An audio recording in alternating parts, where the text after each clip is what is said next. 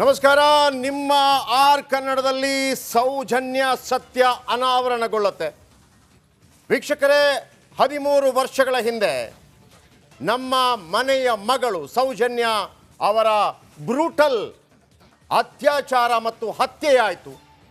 13 ವರ್ಷಗಳ ಕಾಲ ಏನಾಯಿತು? ಈಗಲೂ ಕೂಡ ಅಲ್ಲಿ ಇಲ್ಲಿ ಅದರ ಬಗ್ಗೆ ಹಾದಿರಂಪ ಬೀದಿರಂಪ ಆಗ್ತಾ ಇದೆ ಹೊರತು ಆ ಹೆಣ್ಣು ಮಗಳಿಗೆ ನ್ಯಾಯ ಸಿಗ್ತಾ ಇಲ್ಲ ಈ ಕನ್ನಡದ ಭೂಮಿಯಲ್ಲಿ. ನಮ್ಮ ಉದ್ದೇಶ ಇವತ್ತು, ಹಾಗಿದ್ರೆ ನಾವೇನು ಮಾಡಬೇಕು? ಮಾಧ್ಯಮವಾಗಿ ನಾವೇನು ಮಾಡಬೇಕು? ಅದರ ಪರ ವಿರೋಧವಾಗಿ ಹೋರಾಟ ಮಾಡ್ತಾ ಇದ್ದವ್ರು ಏನು ಮಾಡಬೇಕು? ಜನಸಾಮಾನ್ಯರಾದ ನೀವೇನು ಮಾಡಬೇಕು? ನೀವೆಲ್ಲರೂ ಅಂದರೆ ನಾವೆಲ್ಲರೂ ಸೇರಿದರೆ ಮಾತ್ರ ಇದಕ್ಕೊಂದು ಪರಿಹಾರ ಕಂಡುಹಿಡಿಯೋಕೆ ಸಾಧ್ಯ. ಅದು ಕೂಡ ಮಾಧ್ಯಮದ ಪ್ಯಾನಲಲ್ಲಿ ಕೂತಾಗೋದಿಲ್ಲ, ಹಾದಿ ಬೀದಿಯಲ್ಲಿ ಹೋರಾಟ ಮಾಡೋದ್ರಿಂದ ಆಗೋದಿಲ್ಲ, ನರೇಂದ್ರ ಮೋದಿ ಅವರು ಅಪೀಲ್ ಮಾಡಿದ್ರು ಆಗೋದಿಲ್ಲ, ಸಿದ್ದರಾಮಯ್ಯನವರು ಅಪೀಲ್ ಮಾಡಿದ್ರು ಆಗೋದಿಲ್ಲ. ಯಾರು ಅಪೀಲ್ ಮಾಡಬೇಕು? ಎಲ್ಲಿ ಅಪೀಲ್ ಮಾಡಬೇಕು? ಮಾಡಬೇಕಾಗಿರುವಂಥದ್ದು ಕೋರ್ಟ್ನಲ್ಲಿ. ಅದು ಹೇಗೆ, ಯಾರು ಮಾಡಬೇಕು? ಈ ಎಲ್ಲ ವಿಚಾರಗಳ ಬಗ್ಗೆ ಕೂಡ ಇವತ್ತು ಮಾತಾಡಲಿಕ್ಕಿದ್ದೀವಿ. ಜೊತೆಗೆ ಅಲ್ಲಿಂದ ಇಲ್ಲಿ ತನಕ ಆರೋಪ 2 ಟೀಮ್ಗಳ ನಡುವೆ ಬಂದಿದ್ದು. ಅತ್ಯಾಚಾರ ಆರೋಪದಲ್ಲಿ ಬಂಧಿತನಾಗಿದ್ದು ಸಂತೋಷ್ ರಾವ್, ಆತನ ಬಿಡುಗಡೆಯಾಗಿದೆ 13 ವರ್ಷಗಳ ನಂತರ. ಇಷ್ಟು ವರ್ಷಗಳ ಕಾಲ ಜೈಲಲ್ಲಿರಬೇಕಿತ್ತ ಅನ್ನುವಂಥ ಪ್ರಶ್ನೆ ಉದ್ಭವವಾಗಿದೆ.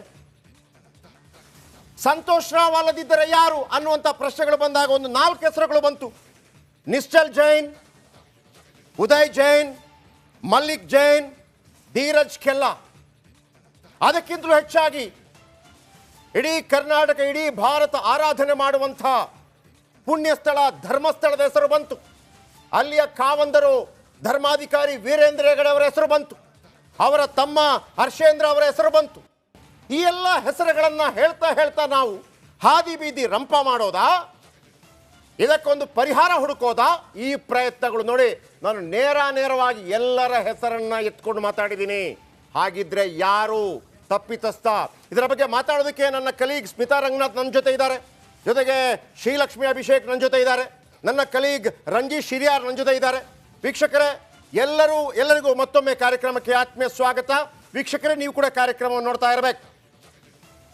ಈ ಪ್ರಕರಣ ಅನೇಕರ ಪಾಲಲ್ಲಿ ಏನಿದೆ ಅಂತಂದರೆ, 12 ವರ್ಷಗಳ ಹಿಂದೆ ಪಾಂಗಳ ಅನ್ನುವಂಥ ಜಾಗದಲ್ಲಿ ಆ ಹೆಣ್ಣು ಮಗಳ ಮೇಲೆ ಅತ್ಯಾಚಾರವಾದಾಗ ಯಾವುದೇ ಮೀಡಿಯಾ ಮಾತಾಡಲಿಲ್ಲ ಅನ್ನುವಂಥದ್ದು ಸುಳ್ಳು.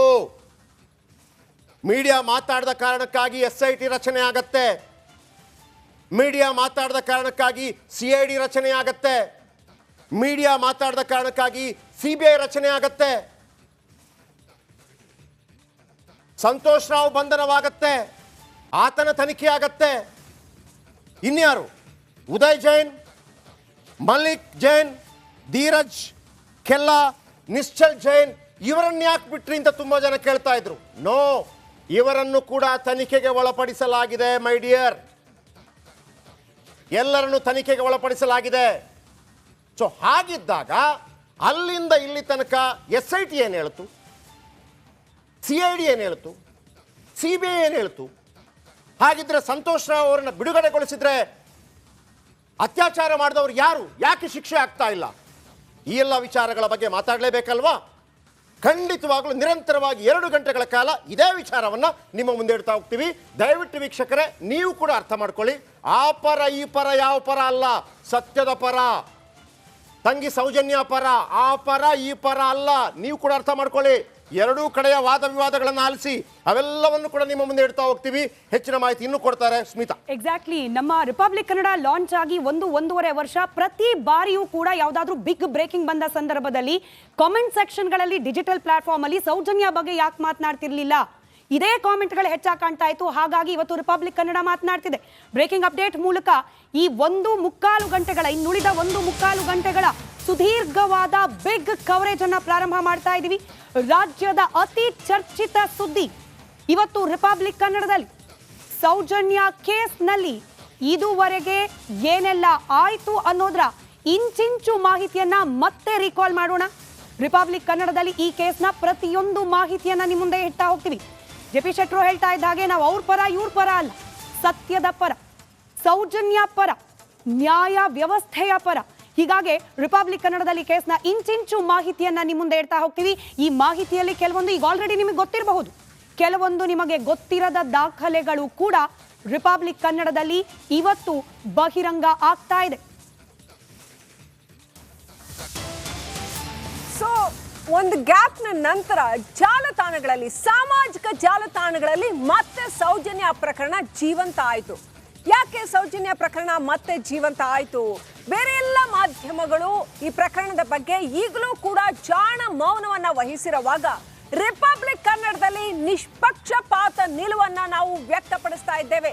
ಯಾರ ಪರ ವಿರೋಧ ಅಂತಲ್ಲ, ಸತ್ಯ ಏನಿದೆ ಅದನ್ನ ದಾಖಲೆಗಳು ಏನು ಹೇಳ್ತವೆ, ಕೋರ್ಟ್ ಪ್ರೊಸೀಡಿಂಗ್ಸ್ ಏನು ಹೇಳುತ್ತೆ, ಇದುವರೆಗೆ ಏನ್ ನಡೆದಿದೆ, ಯಾವುದು ಸತ್ಯ, ಅದನ್ನ ನಾವು ಜನರ ಮುಂದೆ ಇಡ್ತಾ ಇದ್ವಿ.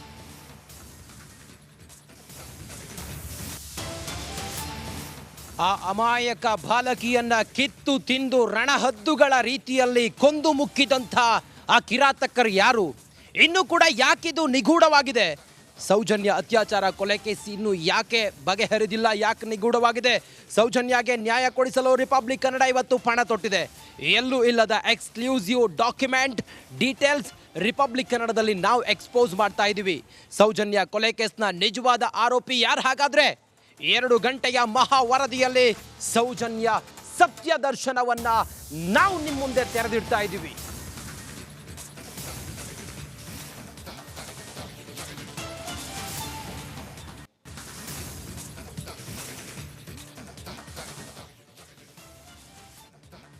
ಎಸ್, ಹಾಗಿದ್ರೆ ಗಮನವಿಟ್ಟು ನೋಡಿ ವೀಕ್ಷಕರೇ, ಗಮನವಿಟ್ಟು ಕೇಳಿ ವೀಕ್ಷಕರೇ. ಯಾಕಂದರೆ ನಮಗೂ ಕೂಡ ಒಂದು ಮಿದುಳು ಅಂತಿದೆ, ನಾವಾಗಿ ಆಲೋಚನೆ ಮಾಡ್ತಾ ಹೋಗಬೇಕು ಪ್ರತಿಯೊಂದನ್ನು ಕೂಡ. ಹಾಗಾಗಿ ನಿಮಗೆ ಗಿಳಿಪಾಠ ಹೇಳೋ ರೀತಿಯಲ್ಲಿ ಪ್ರತಿಯೊಂದು ಮಾಹಿತಿಗಳನ್ನು ಇಂಚಿಂಚಾಗಿ ಹೇಳ್ತಾ ಹೋಗ್ತೀವಿ.